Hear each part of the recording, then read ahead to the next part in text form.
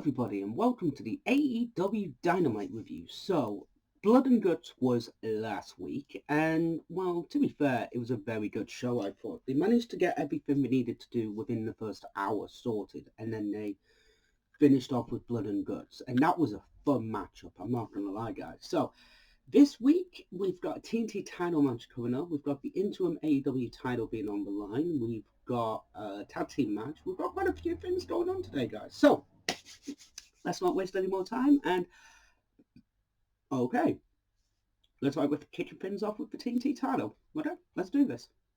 So we just have the TNT title match. Wardlow versus Scorpio Sky with American Top Team out there. And this was built as a street fight, and it wasn't. This should have been a no DQ match. I don't know why they built this as a street fight. I have no idea why. There was no real weapons bar the TNT title being used, and then, Scorpio Sky just kicked out of it at that point.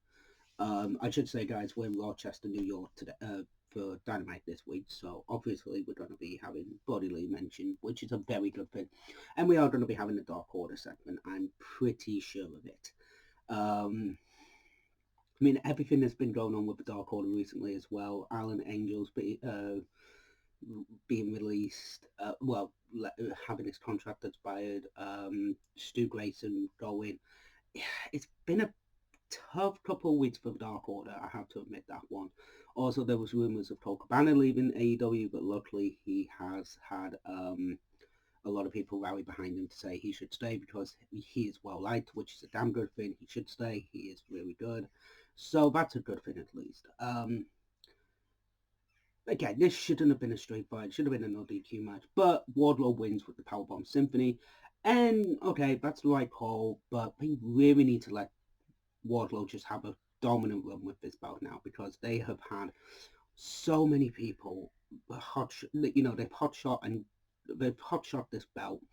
Give Wardlow a damn good run with this title. I think that's going to be the best thing to do. So, let's carry on with our next segment, guys. But again, the match was entertaining. So, we just had Jon Moxley build up the AEW interim title match, talking about how 10 days ago, he faced Hiroshi Tanahashi at Forbidden Door.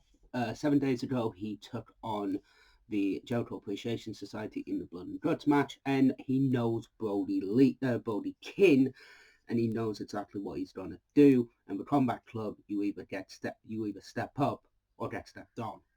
I love the Combat Club. I think this is a really good idea.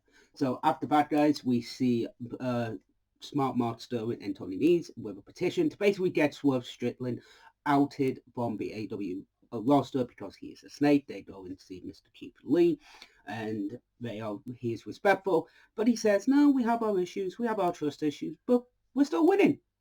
Unlike you guys. And what's up? Absolutely fucking brilliant. I love that moment. And now we're going to have Christian Cage and Luchasaurus. So a couple of weeks ago, if you don't know, guys, Christian Cage turned on Luchasaurus and delivered a concerto to Jungle Boy. So then, the week later, Luchasaurus comes out and basically turns heel and decimates one member of the Chaos Project, if I recall. So this is now leading into it, yes, with the infamous promo of yes, I'm not going to go into that. But, ladies and gentlemen, Christian Cage and Luchasaurus are coming out, so let's not waste any more time, guys, and see what Christian Cage has to say. Okay, I love Matt Hardy. So Christian Cage and Luchasaurus come out. They basically start talking, and then all of a sudden Matt Hardy comes out and basically just turns around to Christian Cage and says, "You are the Michael Jordan of being an asshole." Okay, I like that. I'm going to use that from now on. So let's carry on hearing what Matt Hardy has to say. Oh. Ooh. Ooh. Christian just turned around to Matt Hardy and said, "You're making your brother sound like the sober one." When they're talking about Jungle Boy. Wow. Like, ooh. I mean, there's pushing the envelope, and then there's pushing the envelope. I kind of am starting to like this heel character for Christian Cage. I mean, he's pushing a boundary, I think I like it. I mean, most people wouldn't talk about it, and I think a lot of people do not like it, but I kind of do. I mean, you would have to get okayed and permission and all that jazz. And I think I'm. We'll see where it goes, and I will probably have to eat my words on a few things, but I kind of like the way they're doing Christian's character, and I really think, heel Christian is best Christian, bar fucking none. So I'll see where this goes, but so far I'm kind of liking the new character for Christian. Luchasaurus, we'll see where that one goes. Okay, so I'm kind of liking that Matt Hardy admits, yeah, you wanted to make big money. I did that with Private Party, with Butcher and Blade, and I hated myself for that. Now I see the light, and yes, the last month of my career has been instrumental. Karma's coming to get me. That's kind of fair, in a way. I think that's actually a really good idea. I think, yes, karma has come to get Matt Hardy. Unfortunately, is at the expense of Jeff, and I feel really bad about that. But at the same time, to use that as a positive, to basically turn around and say, I'm not going to have anybody else get me manipulated like Luchasaurus, and certainly by you, I'm not doing it. That's actually really good for Matt. I think, it shows that his character's developed over the years. And that's what I love about Matt and Christian. They're able to take a storyline and be able to work it. And be able to take things on the fly and just, be able to work with it. That's what I love about Matt and Christian. And I think that's a good thing that AEW has, a strong thing that AEW has. They have the legends, but they know how to get everybody over, and they know how to work on the fly. I think that's really cool. So obviously at the end of it, Christian carries on talking about, he's a cloud chaser and all that jazz, Matt attacks, and then Luchasaurus and Christian Cage put him through a table. So, moving forward, are we going to have Luchasaurus versus Jungle Boy, and we're going to have Matt and Christian as their respected proteges, mentors? I don't know. We'll see where it goes. But so far, I enjoyed this promo. Yes, okay, 3 talking segments in a row, 2 backstage, 1 in ring. Okay, fine. I'll deal with it because it was damn entertaining from Christian and Matt Hardy. So let's see what's next. Oh, something else as well. Basically, Christian just calls Matt Hardy out for basically riding everybody else's coattails. His kids, his wife, his father-in-law, his dog Sparky, his aunt, a lawnmower, a boat, and then his brother gets mentioned again. And I can see where they're going with this. And to a lot of people, I feel like that is going to be disrespectful. And of course it is. It's absolutely disrespectful. But at the same time, if you can use it in a way that is trying to draw attention to it, I think that's a really good thing, I think, personally. Yes, I know I've spent a lot of time talking about this segment, but I think it shows just how strong the legends, the legends are used in AEW. I think it's a really good thing because they are building up this feud between Matt and Christian, but they're also bringing in elements of different areas and different versions of people. And I think that's a really good thing, personally. They are building up Jungle Boy, they are building up Luchasaurus, they are doing that, which is a good thing. Again, Matt Hardy gets a beating and gets put through a table, but that is a really good thing in my eyes. And at the same time, it is building up Luchasaurus to be this massive heel. And obviously, when Jungle Boy comes back, there is going to be that tension, that animosity, but it's going to be worth it, I think, for that match. So we also have a banner for All Out. It's on September 4th, which is a Sunday. Look forward to that one, guys. So let's not waste any more time. Get to our next segment and matchup. So we just had Claudio and Jake Hager talking about last week's Blood and Guts match, and the review of that match is actually really good. I will definitely recommend to check it out. If I can find it, I will link it in the description below. And we're going to get Claudio versus Hager next week. I am so going to look forward to that match. That's going to be a fucking awesome matchup, guys. So our next matchup is Butcher and the Blade taking on Swerve for Our Glory. This is going to be good. So we just have Butcher and Blade and the Bask in Swerve in Our Glory. Great tag team matchup, I thought. This was damn entertaining. And Swerve for Our Glory gets the win. Powerhouse Hobbs and Ricky Starks come out, basically start getting in the Swerve and Outlaws' faces. Then Young Bucks come out and issue the open challenge. 3-way tag team title match next week for Fyter Fest. Holy fucking shit, we've got Fyter Fest next week. Young Bucks versus Team Taz versus Swerve in Our Glory for the belts. That is going to be an entertaining 3-way dance. So, ladies and gentlemen, entertainment so far. A good way to build up for Fyter Fest as well. I didn't even know Fyter Fest was next week. So, let's not waste any more time and get to our next segment in contest. So, just had Eddie Kingston come out and basically cut a promo. He congratulates Wardlow for the TNT title win. He congratulates the team for winning at Blood and Guts, even Claudio, and goes, see, I'm maturing. I thought that was brilliant. And then basically carries on the feud with Jericho. Fuck yes. Jericho comes on the Titantron and basically says, you want to see crazy? Let me show you how crazy I can get. Ruby Soho and the entire JSA are in the back. And Ty Conti hits, basically slams a car door into Ruby's arm. Oh, okay, so we look like we are going to be getting Ruby Soho in this group of the Blackpool Combat Club and Kingston, Santana, and Ortiz. Very entertaining, well done. It does bring a feud into the a women's feud into this, which is a good thing. Ruby and Ty being a perfect fit for this, I think personally. Entertaining, and storyline is continuing with that. So, let's not waste any more time, guys. Get to our next segment, shall we? Of course, ladies and gentlemen, we're in Rochester, so the Dark Order comes out. They get a huge pop, which is a very good thing, guys. Then, Mr. John Silver turns around and says, Dark Order, Rochester is Dark Order country. Very, very nice reference, I thought. The old school, yes, we would have the territories, and Flair country would be in North Carolina, Horseman country. Dark Order country being Rochester is a perfect fit.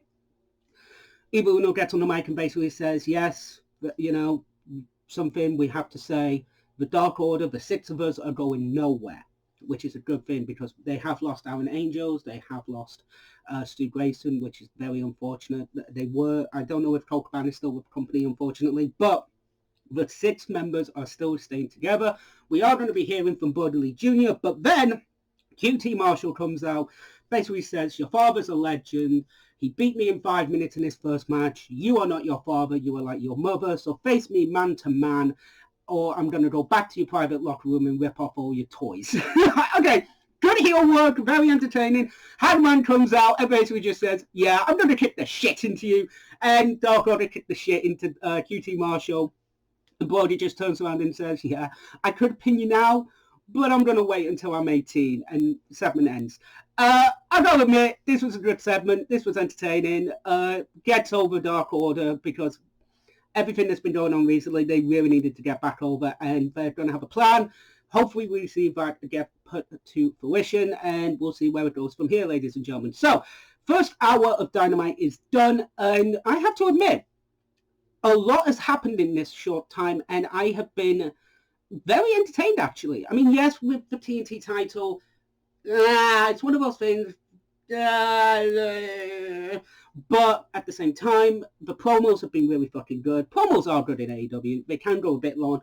But tonight, I thought they have been used very well, personally. So, let's start hour 2 with whatever we've got, ladies and gentlemen. I don't know what we're going to have. I was wondering why AEW didn't have... So I was wondering why Jim Ross wasn't on the show originally. I was a bit confused. But they're going to give the second hour to Jim Ross. Okay, that's fair. That's a good idea, I think. But, ladies and gentlemen, we've got Whoosh versus Penta Oscuro to kick off hour 2. Fuck yes, take my damn money. Let's do this. So, ladies and gentlemen, we just had Whoosh versus Penta Oscuro.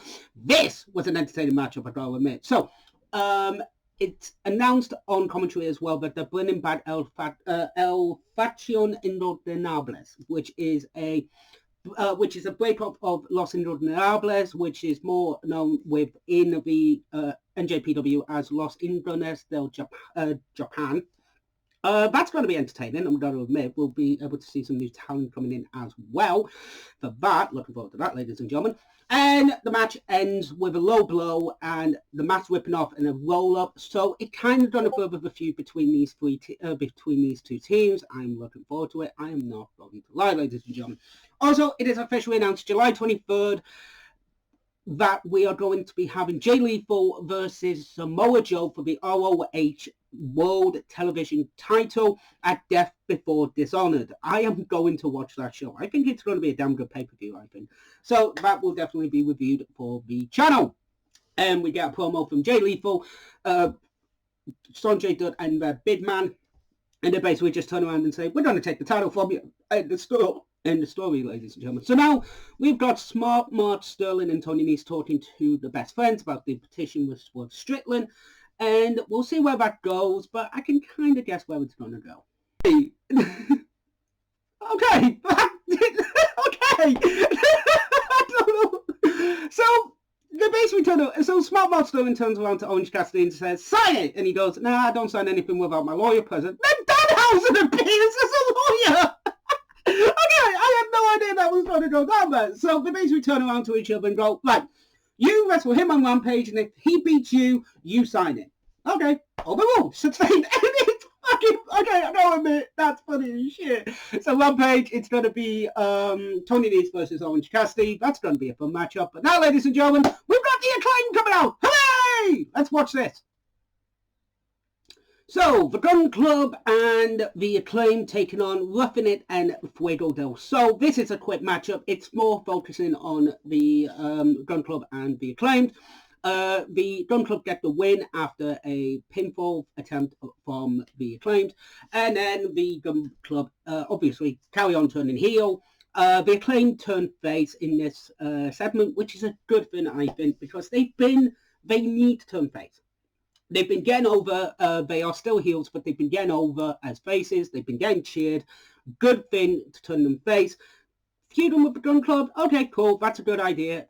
Give them a couple of matches and then let them carry on and try and get the tag titles. I think they claimed as the tag team champions would be a damn good thing. So, ladies and gentlemen, that is so far pretty good. You know, show's been good so far. So, let's carry on, guys.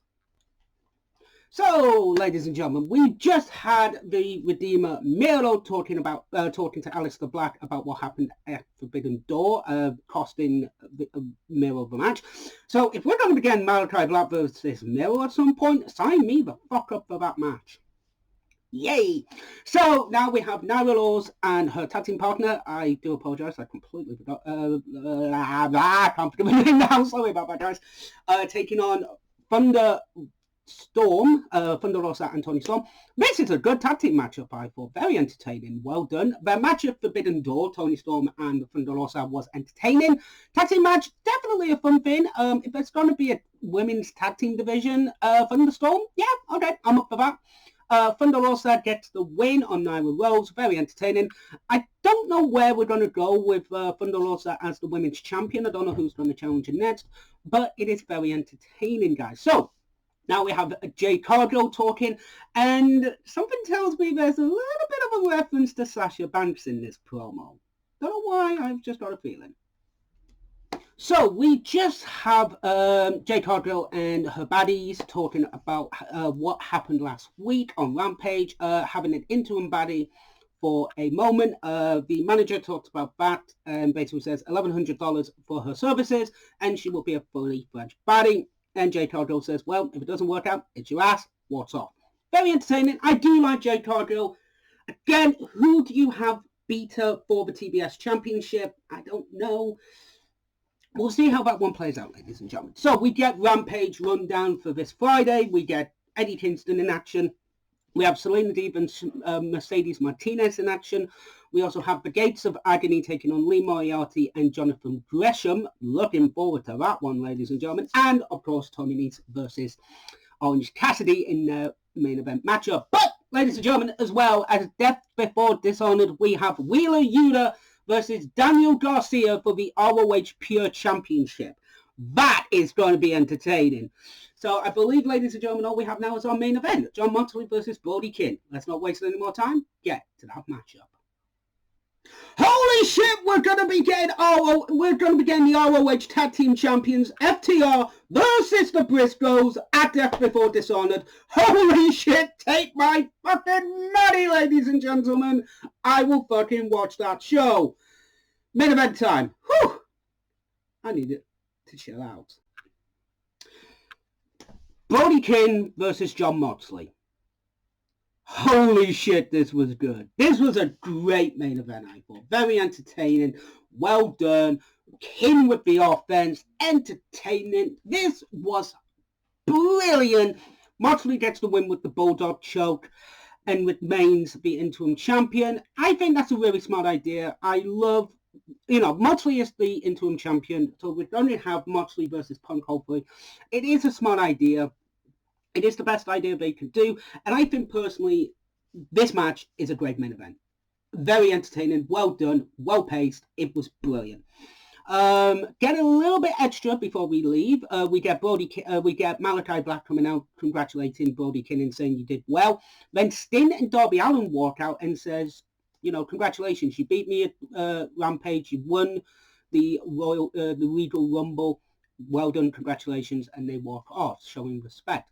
This was a great show. This was a fun, entertaining show from start to finish. Normally, I have a problem with some of the matches.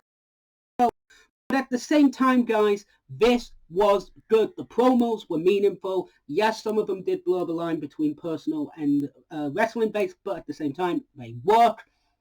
This was really good. It was entertaining. I'm sorry how long this video is, but I wanted to get everything over and basically talk about everything because, again, this is a fun show. This is entertaining. It is well-paced. It is brilliantly done. So, ladies and gentlemen, with that all being said, thank you very much for watching my AEW Dynamite review.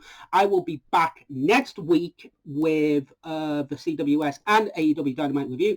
And then in a few weeks' time, we will be back with Ring of Honor, Death Before Dishonored. So, with that being said, take care, keep smiling, and TTFN. Ta-ta for now.